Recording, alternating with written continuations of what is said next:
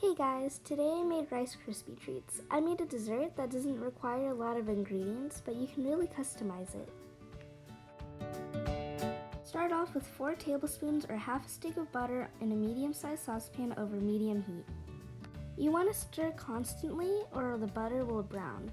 Brown butter is good in some desserts, but I find it not too good in Rice Krispies. Next, add in a bag of marshmallows. I think this was a 16-ounce bag.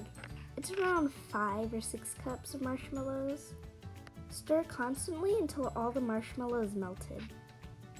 Take the pot off of the heat and add in a full bag of Rice Krispies. I had 1.5 bags of marshmallows, so I used 1.5 bags of Rice Krispies. You can kind of just eyeball how much Rice Krispies you need. If it looks like there's too much marshmallows, add some more. Do not forget to oil the pan. If you do, all of the Rice Krispie treats will stick. I would know because that happened to me before. Pour in all the Rice Krispie marshmallow mixture into the pan. It's a good idea to oil or butter your hands while you pat the Rice Krispies down so it won't stick. If you want sprinkles, you can either add it on top after you put the Rice Krispies into the pan, or you can mix it in while you're about to pour it into the pan. If you're putting the sprinkles on top of the Rice Krispies, you have to do it immediately or it will not stick.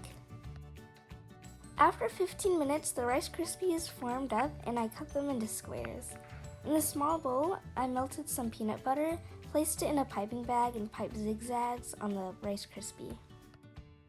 If you don't like plain Rice Krispies, this is a great alternative. If you have limited ingredients, you can save a little bit of the mini marshmallows and just stick it on top.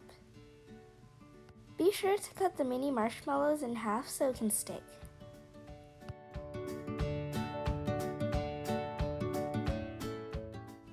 So I did not get perfect squares when I cut the Rice Krispies, and I'm going to show you how I did get a perfect square. I just cut it and then I flatten it down and sharpen the edges with the knife. You can really experiment while doing this. I sprinkled some matcha powder on one of the Rice Krispies that it did not turn out. I also placed some melted chocolate in the piping bag and I made zigzags that were really good.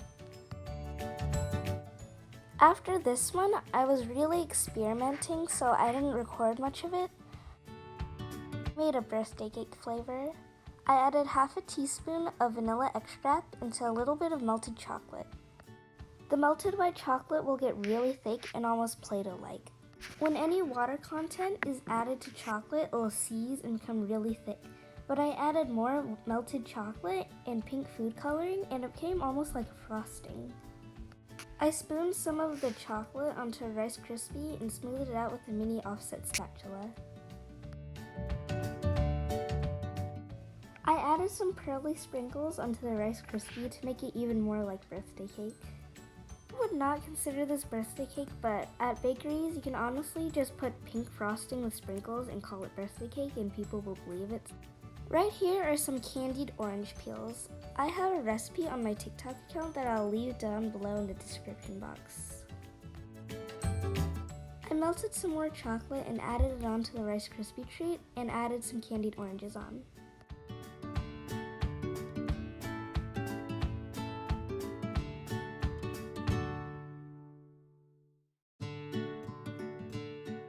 And last but probably the least, the original Rice Krispie treat.